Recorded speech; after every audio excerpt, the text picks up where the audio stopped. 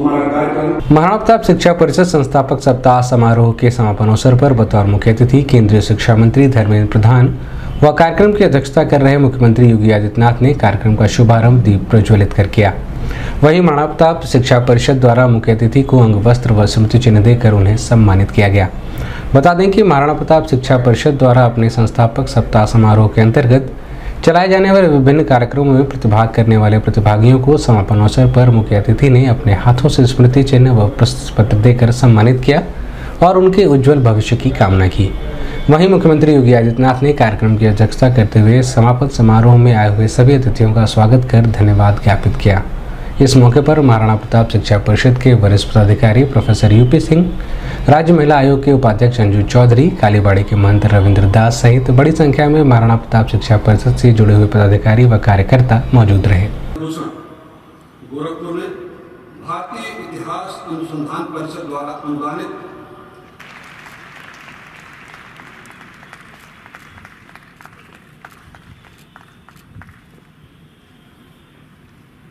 धर्मेंद्र प्रधान जी के कदमों से और इसके पश्चात सम्माननीय अतिथि श्री धर्मेंद्र प्रधान, आज हमारे मुख्य अतिथि माननीय श्री धर्मेंद्र प्रधान जी वर्तमान में हमारी केंद्रीय सरकार में शिक्षा को इस पवित्र गोरखधाम से, गोरखपीठ से कैसे जो महायोगी गोरखनाथ ग्लोबल सिटीजन बनाने के लिए मैं भारत की शिक्षा मंत्री के नाते मैं आज गोरखपुर में इसके बाद योगराज बाबा ब्रह्मनाथ स्वर्ण पदक, योगराज बाबा गंभीरनाथ स्वर्ण पदक, श्री कमलेश कुमार मौर्य शैक्षिक योग्यता अनुशासन मौर्य विज्ञानाथ स्नातकोत्तर महाविद्यालय गोरखपुर। इसके बाद ब्रह्मलीन महान कक्षा 12 Maharana Pratap Balika inter college civil lines Gorakhpur को प्रदान किया जाता है। शोभा Maharana Pratap Balika inter college civil lines Gorakhpur द्वितीय, प्रथम महाराणा प्रताप कृषक इंटर कॉलेज जंगल भूषण गोरखपुर तृतीय और मीराबाई महिला छात्रावास गोरखपुर प्रोत्साहन पुरस्कार।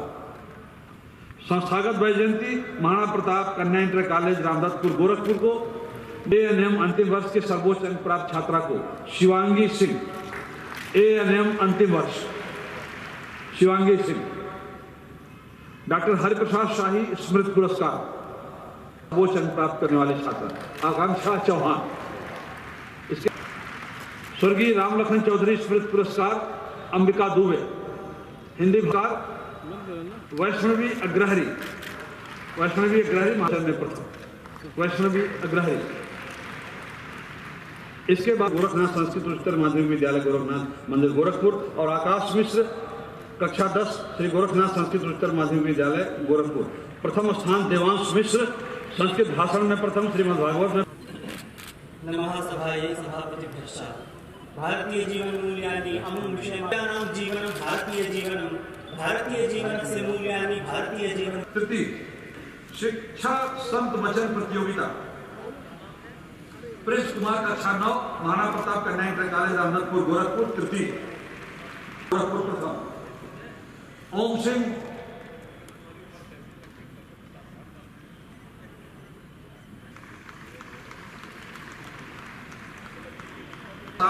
GNSL पब्लिक स्कूल गोरखनाथ मंदिर गोरखपुर द्वितीय, तृतीय वर्ग कक्षा 9 से 12।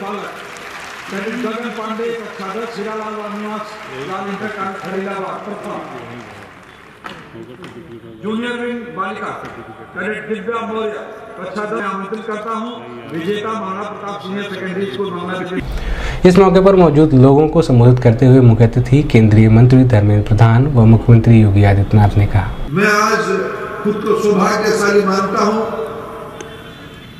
जो संस्था लगभग सदी पहले ऐसे आज की तिथि से गिनती किया जाए 1932 और 2021 10 दिसंबर तक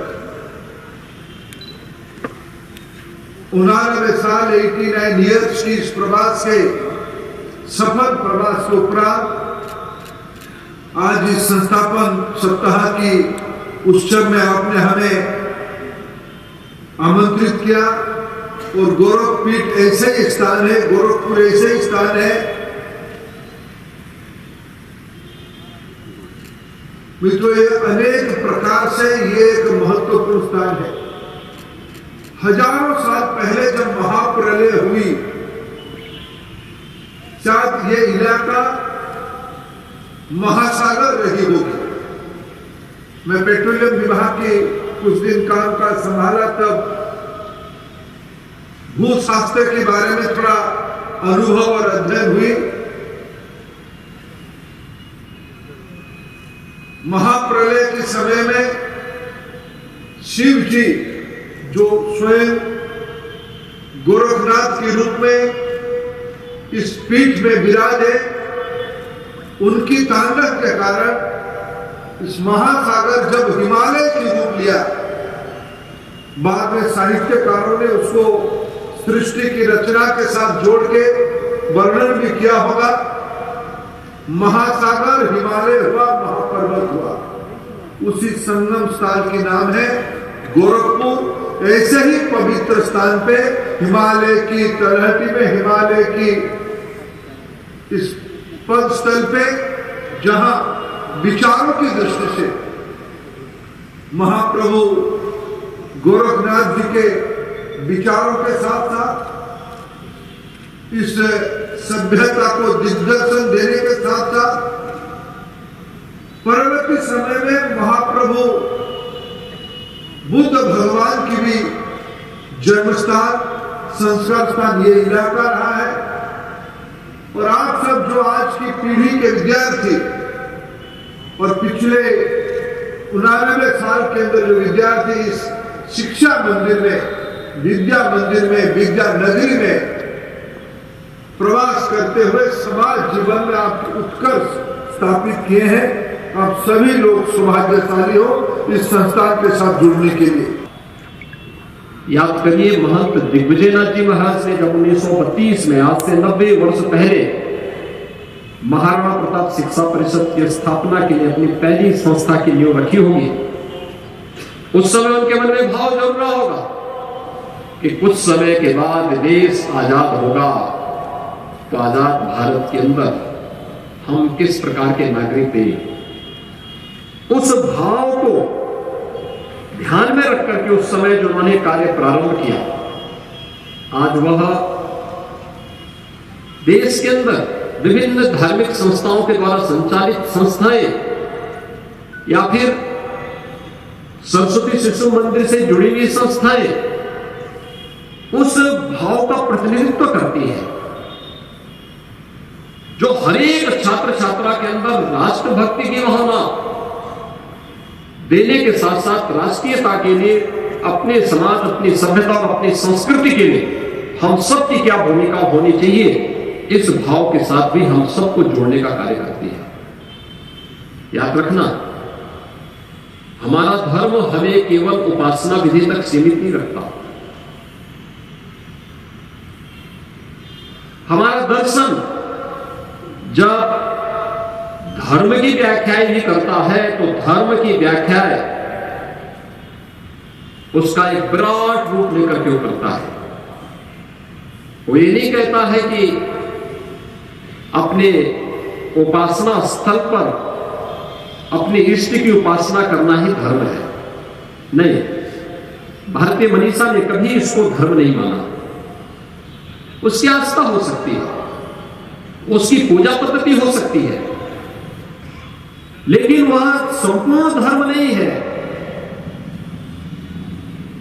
हमारे यहां धर्म को माना गया कि यह तो अभ्युदय निःशेष सिद्धि सधर्म, यानी उसके दो पक्ष बहुत स्पष्ट हैं, एक अभ्युदय का और एक निःशेष का।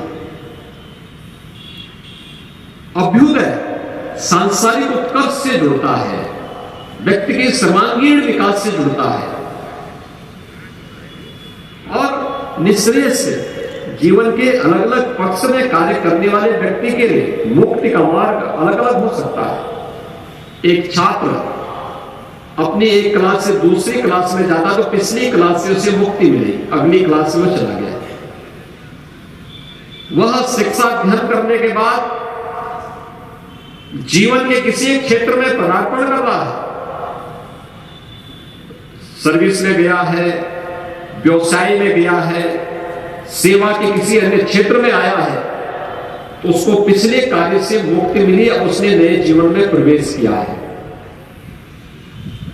ऐसे ही जीवन के अलग अलग व्यक्ति के लिए अलग अलग उसके मायने हो सकते हैं, लेकिन भारतीय मनीषा ने धर्म को कभी सीमित दायरे में कैद करके नहीं देखा।